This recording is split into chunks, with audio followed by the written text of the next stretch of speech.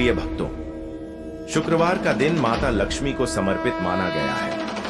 यह दिन माता लक्ष्मी की पूजा और अर्चना के लिए विशेष महत्व रखता है। जो भी भक्त इस दिन सच्चे मन और श्रद्धा के साथ माता लक्ष्मी की पूजा करते हैं, उनके घर में कभी भी धन, सुख और समृद्धि की कमी नहीं होती। माता लक्ष्मी अपने भक्तों पर अपार कृपा बरसाती हैं और उनकी सभी मनोकामनाओं को पूर्ण करती हैं।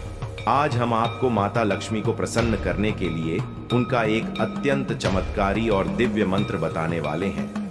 इस मंत्र का 108 बार जाप करने से आपके जीवन में न केवल धन की वृद्धि होगी, बल्कि परिवार की सुख शांति भी बनी रहेगी। यह मंत्र इतना प्रभावशाली है कि इसके मात्र श्रवण मात्र से ही आपके घर परिवार पर कभी भी कोई संकट नहीं आएगा। आपकी संतान, माता पिता और परिवार के सभी सदस्यों का स्वास्थ्य उत्तम रहेगा। इस मंत्र के जाप से घर के सभी आपसी क्लेश और तनाव हमेशा के लिए समाप्त हो जाएंगे। यदि आप व्यवसाय या व्यापार करते हैं तो इस मंत्र के प्रभाव से आपके कारोबार में वृद्धि होगी। माता लक्ष्मी न केवल आपके घर में धन का आगमन करेंगी, बल्कि आपके जीवन में खुशियों और सौभाग्य की बरसात भी करेंगी। इस मंत्र का जाप करना अत्यंत सरल है। यदि आप इसे 108 बार पूरी श्रद्धा और भक्ति के साथ करेंगे तो माता लक्ष्मी की कृपा आपके जीवन को उज्जवल बना देगी। अगर आप किसी कारणवश स्वयं इस मंत्र का जाप करने में असमर्थ हैं, तो आप इसे अपने घर या दुकान पर मोबाइल फोन पर चला सकते हैं और इसे 108 बार सुन सकते हैं। इस मंत्र के नियमित श्रवण से भी वही प्रभाव प्राप्त होता है जो स्वयं जाप करने से मिलता है।